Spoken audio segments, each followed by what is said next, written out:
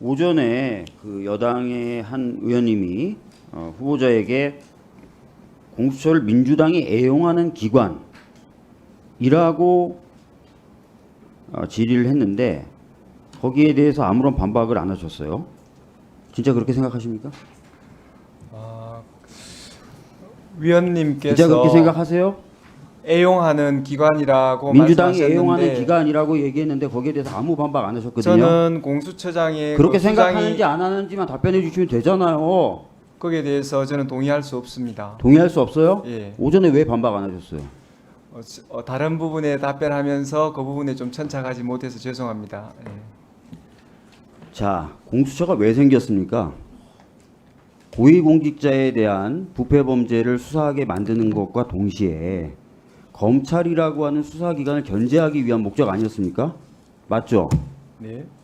만약에 검찰이 고위공직자에 대한 수사를 제대로 해서 검찰에 고소를 해도 또는 고발을 해도 사건이 잘 진행될 것이다라는 믿음이 있으면 검찰의 사건을 가져갈 겁니다. 그런데 현재 검찰이 보여주는 모습이 그렇지 않기 때문에 검찰을 견제할 목적을 가지고 있는 공수처에 부득이 고발이나 고소가 접수되는 경우들이 있어요. 특히 저희 민주당은 사실 그런 판단들을 하고 있기 때문에 공수처에 사건들을 많이 가져가고 있는 겁니다. 알고 계십니까? 위원님 말씀에 전체적으로는 동의합니다. 예. 네. 최근 들어서 정말 저는 좀 답답한 게요. 우리나라의 어떤 사정기관이라고 할까요? 어떤 진상을 규명하고 법과 원칙을 좀 지켜지도록 만들 수 있는 그런 기관들이 굉장히 좀 정치적으로 휘둘리고 있다고 저는 생각해요. 예를 들어서 국민권익위 있잖아요. 김건희 씨가 명품백 수수한 거 신고 받았는데 원래는 관련 법에는 60일 내에 조사를 마쳐서 이첩을 해야 되거든요. 연장 규정도 없습니다. 이 기간에 대한 연장을 할 수 있다는 규정도 없어요. 그런데 지금 법적 근거도 없는데 2차례 연장하면서 아무것도 안 하고 있습니다. 감사원 어떻습니까? 대통령실 이전 감사해달라고 힘들게 국민들이 청원해서 정말 어렵게 감사 개시 결정을 하더니만 그 결과 발표에 대해서 5차례 연장을 했어요. 이번에 또 연장 결의하면서 언제 발표할지 결정도 안 했습니다. 이런 전례가 없다는 거예요. 감사원이 이렇게 수차례 결과 발표를 미루면서 이렇게 하다 보니까 저희들이 믿을 만한 데가 안타깝게도 공수처밖에 없는 거예요. 그래서 공수처로 여러 가지 사건을 가져가고 있고 공수처가 인원도 부족하고 여건도 여러 가지 면에서 부족하고 하지만 그거 알면서도 저희들이 공수처로 사건을 가져가는 겁니다. 잘 좀 참작을 해주셨으면 좋겠어요. 이 상황에서 공수처마저 정치적 중립성과 독립성이 훼손된다. 정권의 눈치를 본다. 이러면 진짜 저희들로서는 의지할 곳이 없는 것이 되고 이게 단순히 민주당만의 문제가 아니라 대통령실이나 대통령실 관계된 사건에 대한 수사가 적실하게 이루어져야 된다는 국민적 기대에도 걸 데가 없는 거예요. 유념해 주십시오. 위원님 말씀 명심하겠습니다. 네.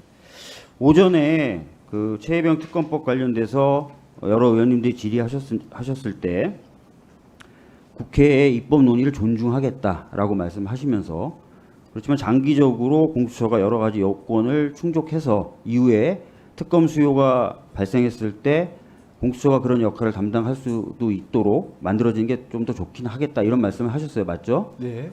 그 말을 좀 쉽게 요약하자면 현재 최혜병 사건에 대한 특검 논의가 국회에서 이루어지는 것은 충분히 존중한다라는 것이고 현재는 공수처가 여러 가지 좀 어려운 상황에 있다라는 것도 인정하신 거죠? 지금 공수처가 여러 가지 그 제도적으로 그다음에 또 인력 면에서 한계가 있다는 말씀을 올렸습니다. 맞습니다. 예. 제 서면 질의에도 그런 답변을 주셨어요. 그래서 저희들이 이제 특검을 하는 건데 문제는 저희가 특검 이미 이제 표결을 했지만 대통령의 제2 요구가 좀 예상되고 있는 상황이고 제2 요구를 한다면 특검이 발동되는데 더 많은 시간이 걸릴 거고 제2요구를 안 한다더라도 법에 따르면 준비기간 20일에 특검 후보자가 추천되는 시간 포함하면 대략 한 달이 넘게 공백이 생기게 됩니다. 이 시간 동안 공수처가 이제 뭐 특검 할 거니까 수사 제대로 안 하겠다 이렇게 해서는 안 되겠죠. 지금 국회에서의 특검 논의와 상관없이 제가 공수처장이 된다면 순직 해병 사망 사건을 비롯해서 모든 사건 법과 원칙에 따라서 진행할 예정입니다. 맞습니다. 그리고 그런데 이제 아까 오전에 질문했을 때 대통령 또는 대통령실이 수사 대상이 되느냐, 뭐 잘못한 게 있거나 혐의가 있으면 수사 대상이 되느냐, 아주 일반론적인 질문이죠. 거기에 대해서 처음에는 그렇게 흔쾌히 답변 안 하셨어요. 다시 한번 여쭙겠습니다. 범죄 혐의가 있다면 대통령실 관계자 또는 대통령 수사 대상이 되는 거 맞죠? 맞습니다. 맞죠. 이걸 어렵게 생각하실 필요가 없는 게요. 전임 공수처장이요 이미 국회에 나와서 비슷한 취지의 답변을 다 했어요. 다 수사 범위에 들어간다. 대통령실 관계자들도 이런 답변도 했고 필요하다면 대통령실에 대한 압수수색도 하겠다라는 답변까지 이미 김진욱 전 처장이 다 했습니다. 일반론에 비춰서 아주 그냥 평범한 답변이죠. 그죠? 네. 다르게 생각하는 부분 있으십니까? 특별히 뭐 언급할 말씀은 없습니다. 그렇습니다. 그래서 그 부분 좀 확실하게 해주셨으면 좋겠고요. 특히 이제 대통령실 관련된 압수수색이 저는 시급하다고 봐요. 왜냐하면 지금 보도에 따르면은 이시영 공직기강 비서관이 유재현 국방부 법무관리관하고 통화하면서 요청했던 자료가 수사 방향에 대한 자료다라는 보도가 있었어요. 그렇다면은 통화를 했었다는 사실은 이미 이제 보도가 되고 했지만 진짜 그럼 수사 방향에 대한 내용이 오고 갔는지는 확인이 돼야 되지 않습니까? 그 부분은 압수수색